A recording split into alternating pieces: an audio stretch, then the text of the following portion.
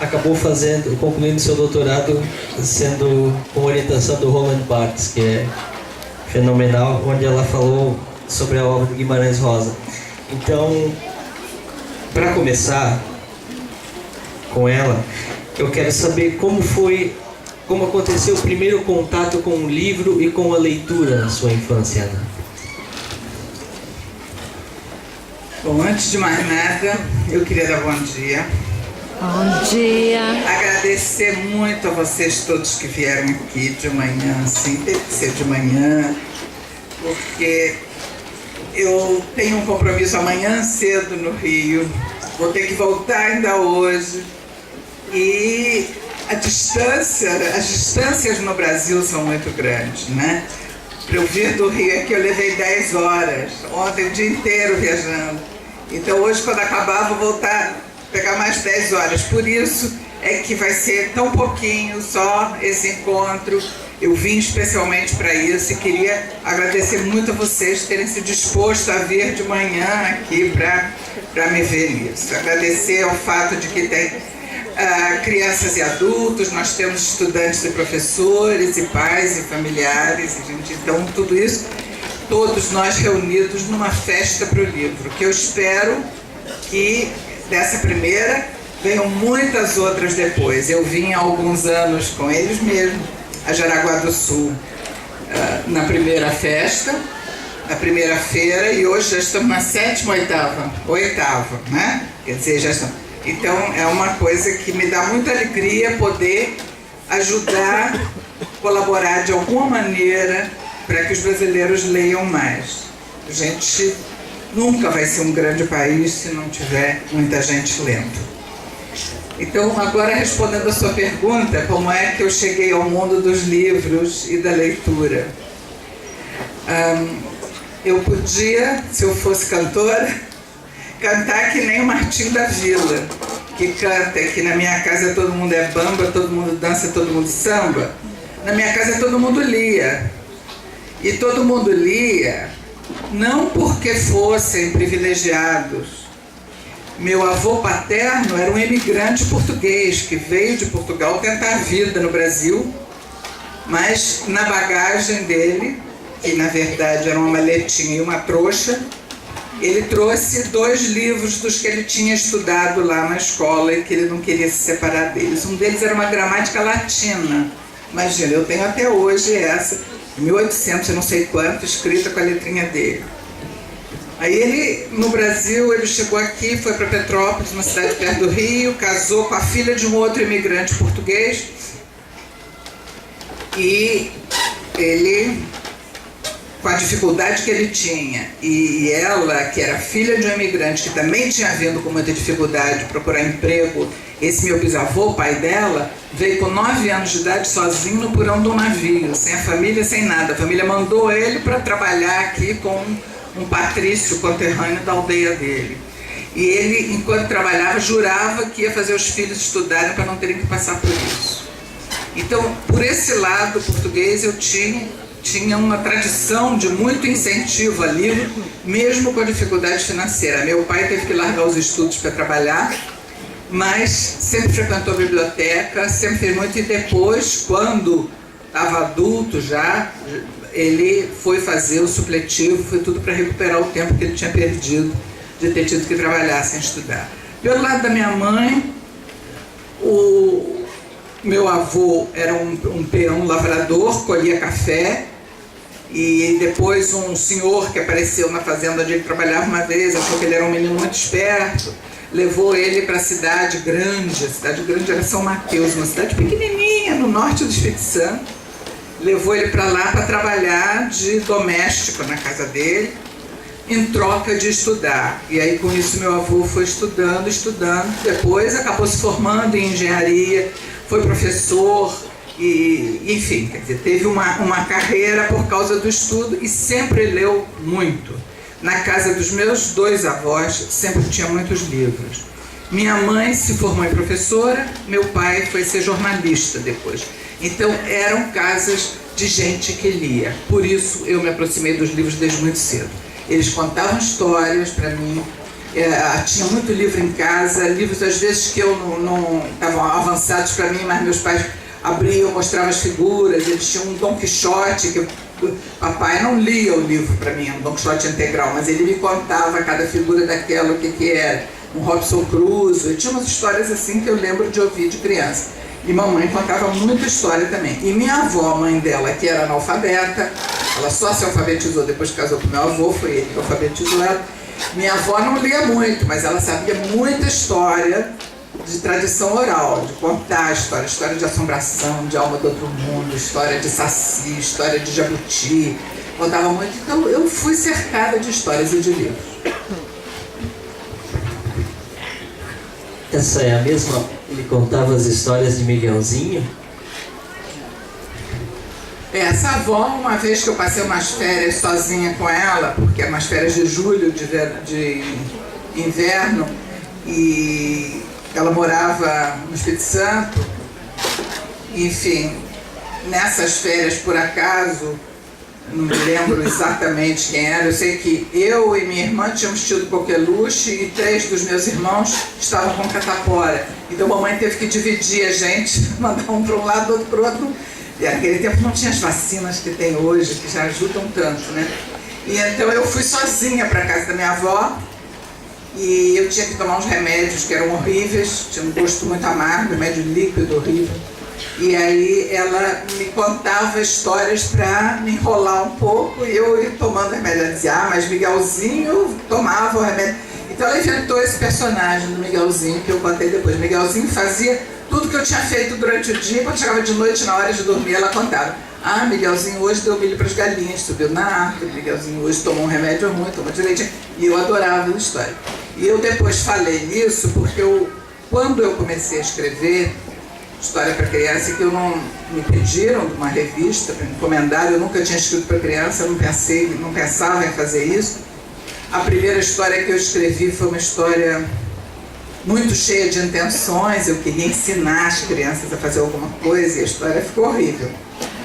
E aí o editor devolveu e disse, a editora, aliás, Sônia Roubado, devolveu e disse, não é isso que eu quero, não quero que você escreva uma história como você acha que deve ser. Eu quero que você escreva a história que você pode escrever. E aí eu fiquei pensando, qual é a história que eu posso escrever? A história que eu gosto. Nesse tempo, meu filho tinha 1 ano e meio, mais ou menos, quase 2 anos. E eu brincava com ele, contava coisas, e eu pensei, o que eu vou contar? Quais são as histórias? O que eu posso inventar? Eu disse, eu tenho que inventar uma história como as de Miguelzinho. Quer dizer, histórias em que o que acontece com o personagem podia acontecer com qualquer um, como o que está ouvindo ali. Então eu acho que esse modelo do Miguelzinho serviu para mim nas minhas histórias depois.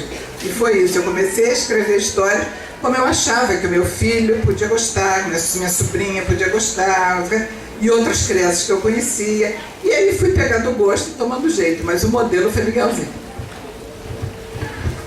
Voltando ainda na sua infância, na Ana Leitora, existe um livro ou um personagem de livro que mais o encantou, que lhe prendeu, que lhe prendeu mesmo no mundo da literatura? Emília, Marquesa de Rabicó ou Condessa das Três Estrelinhas, personagem de Monteiro Lobato. Sobretudo dos livros, as memórias de Emília são maravilhosas, Reinações de Narizinho são ótimas, enfim, ler Monteiro Lobato é uma alegria, até hoje eu releio. Já reli por mim mesma, reli com meus filhos, reli com os meus netos, leio com os sobrinhos netos que estão menorzinhos hoje e é uma delícia. Ontem a gente conversando, você falou que não existe pessoa que não gosta de ler, existem pessoas que ainda não acharam o seu livro. Como uma leitora hoje já mais avançada, você quando pega um livro e não gosta e não se identifica, você abandona a leitura, você segue até o final ou não tem peso na consciência de abandonar um livro que não se identificou? Como é que é o processo de leitura hoje? Acho que não só hoje, mas antes. Leitura é prazer.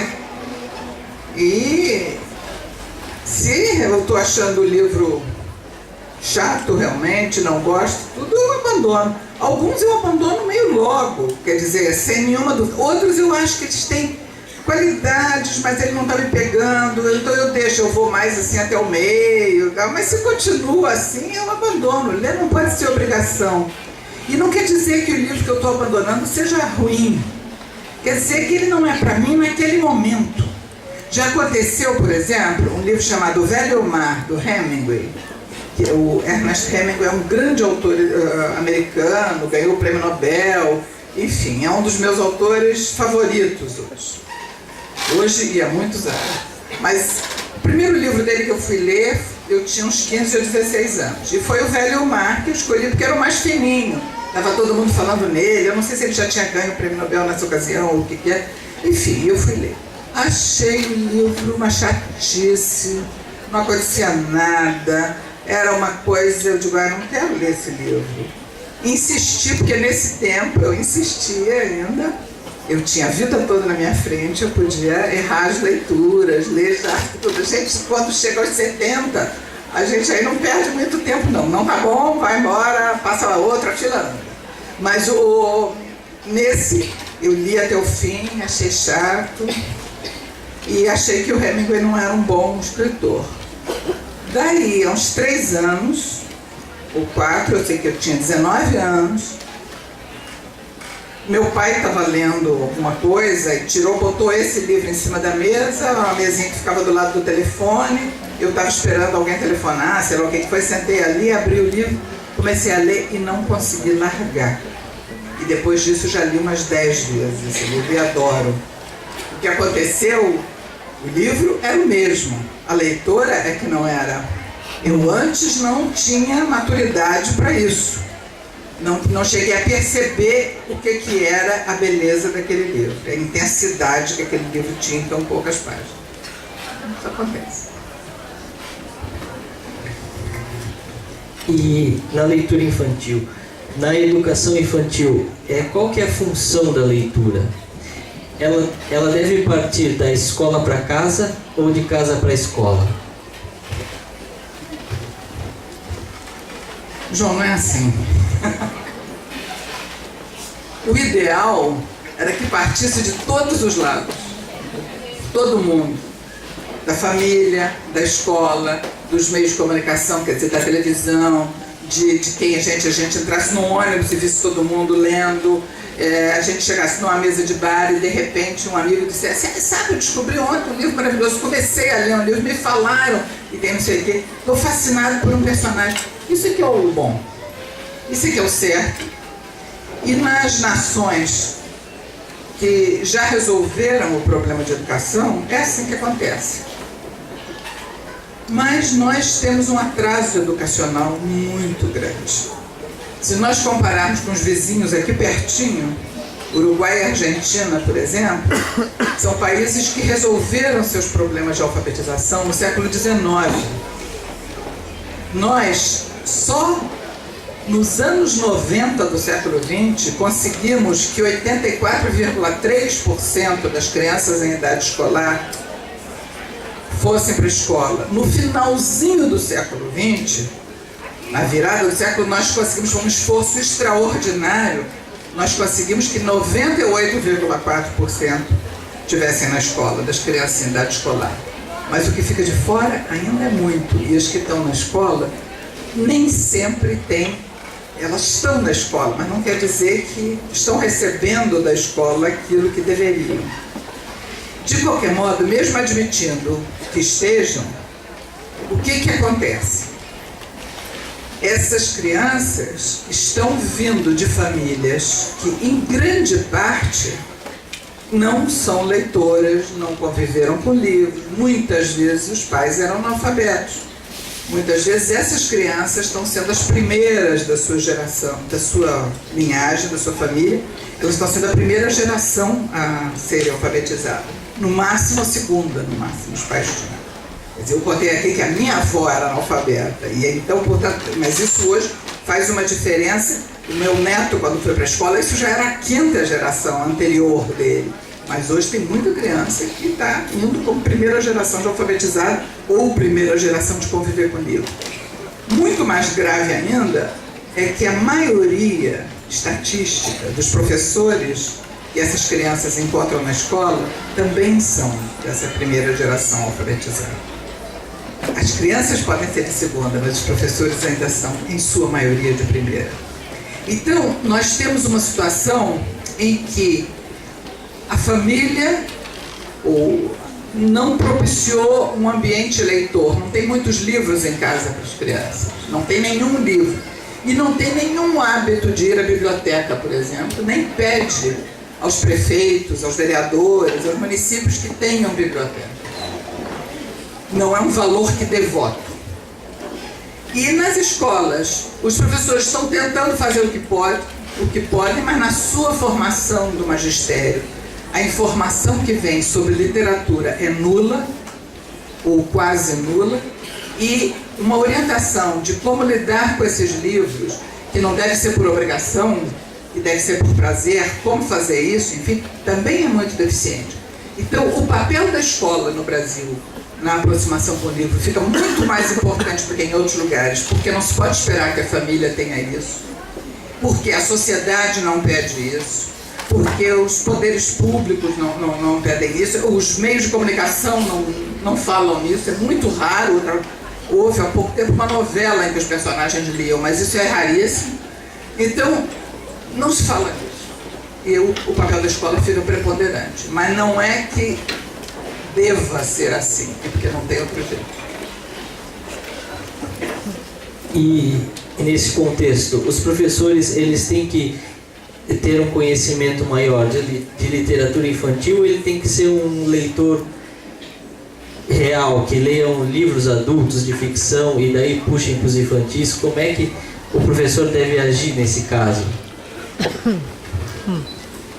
Todas as pesquisas que têm sido feitas sobre isso, desde as pesquisas da Unesco ao retrato da leitura no Brasil, feito por uma série de entidades ligadas à leitura, todas indicam que o professor deve ser leitor.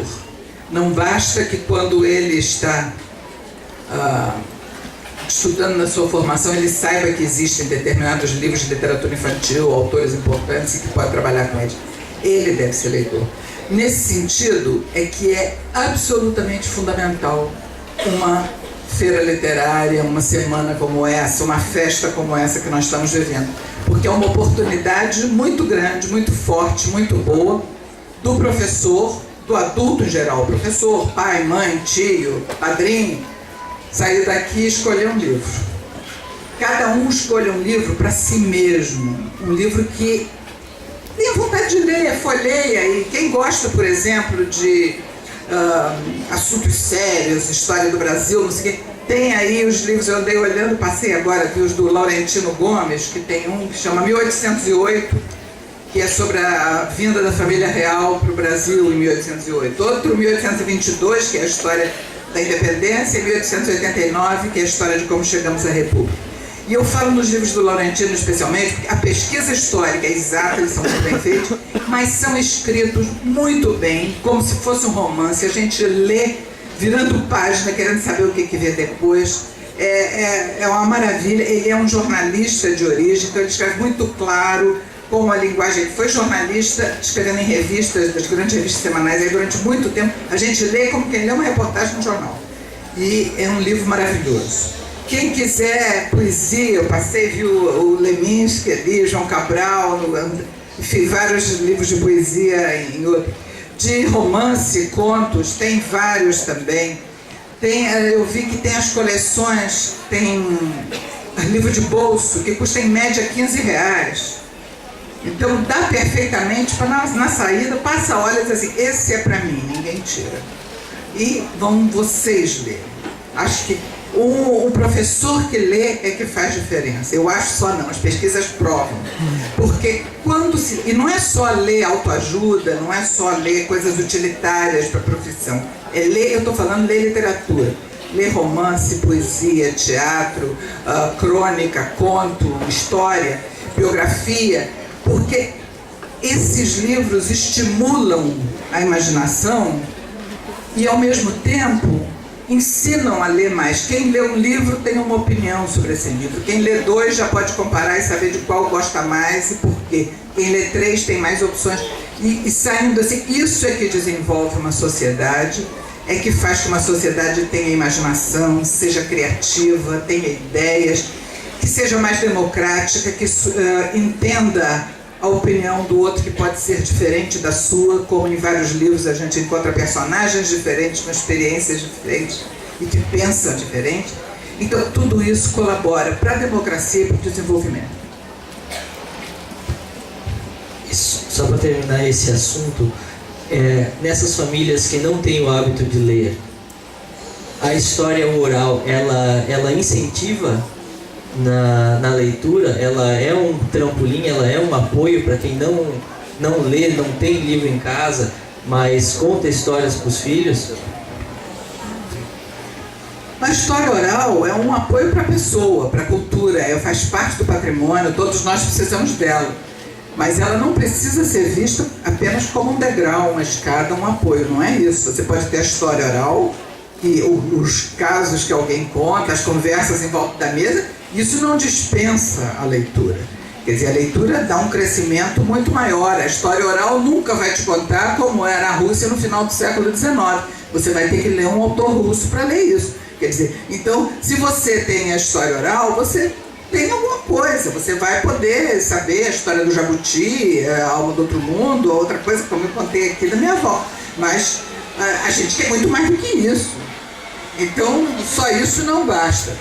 Eu acho que não é que tem que passar por um para chegar ao outro, mas todas essas coisas são etapas diferentes, componentes da cultura. Da mesma forma que o filme que você vê, a música que ouve, a série de televisão, tudo isso traz alguma coisa, incorpora. Mas nenhum deles substitui a leitura. A leitura te dá um tempo de você estar lendo, parar, poder fechar os olhos, imaginar. A história não está correndo como na televisão. Se você parar para pensar ou interromper, você vai perder alguma coisa. Não é... E a história você imagina. Você não vê o cenário, você não vê a cara que o personagem tem. Você imagina pela descrição. Você se transporta a um outro tipo de experiência. É uma forma muito poderosa de você viver outras vidas. Eu gostaria que a plateia pudesse perguntar também, não sei. Já vamos passar para a plateia, então. Vou te fazer uma última pergunta e a gente passa para eles. Em Um Mundo Perfeito, que livro você acha que toda criança deveria ter lido? O que ela escolher.